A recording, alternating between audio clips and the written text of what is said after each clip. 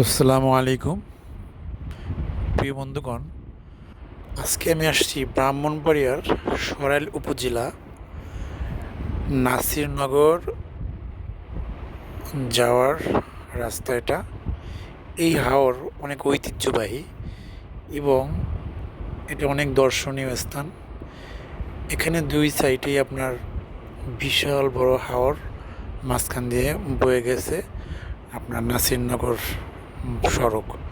যদিও সড়কটা অনেক ন্যারো ছোট, কিন্তু আপনার দুই পাশে প্রচুর গাছ, ছোট ছোট লতাপাতা গাছ, এবং দুই সাইডই মনে হবে যে বিশাল নদী, অথচ নদী না, এটা হাওর, অনেক বড় হাওর। আপনার বর্ষাকালে প্রচুর পরিমাণে পানি হয় এখানে, বর্ষার শেষ আবার আপনার এখানে শুকিয়ে যায়। মানুষ এখানে ধান চাষ করে, এখানে প্রচুর পরিমাণে মাছ পাওয়া যায়। তো আজকে আমি আসলাম সেই জায়গাটাই ঘুরতে, যেখানে অপরূপ সৌন্দর্য এবং আপনার পানির যে একটা আপনার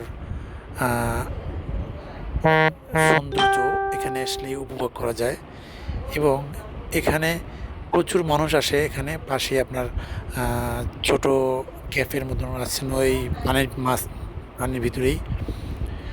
হ্যাঁ, এখানে আপনার ফুচকা, তারপর আপনার বিভিন্ন রকম খাবার টাবার পাওয়া যায়। তো বিভিন্ন জায়গা থেকে এখানে মানুষ ঘুরতে আসে। তো আজকে বললাম যাই আমরা একটু ঘুরে আসি। এই জায়গায় যদি আপনি একবার আসেন, আপনি মনে হবে যে আসলে আমি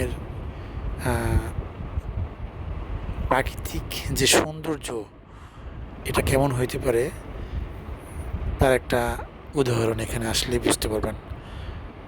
তো দীর্ঘ পথ গিয়ে আমরা আমাদের গন্তব্য ছিল ওখানে, মাঝখানে একটা ব্রিজ আছে, ওই ব্রিজে যাব এবং ওখানে ইট ভাটা আছে, ওখানে গিয়ে কিছু ছবি টবি তুলব।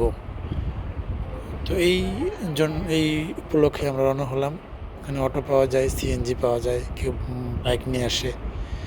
তো আমরা এর আগে যখন গেছিলাম তখন দেখা গেছে শুকনা ছিল, আর এখন শুধু পানি থই থই করতেছে, এত পানি মানে দেখলে আপনার মনে হবে যে আমি কোনো নদীমাতৃক দেশে আসছি। আসলে এটা কিন্তু নদী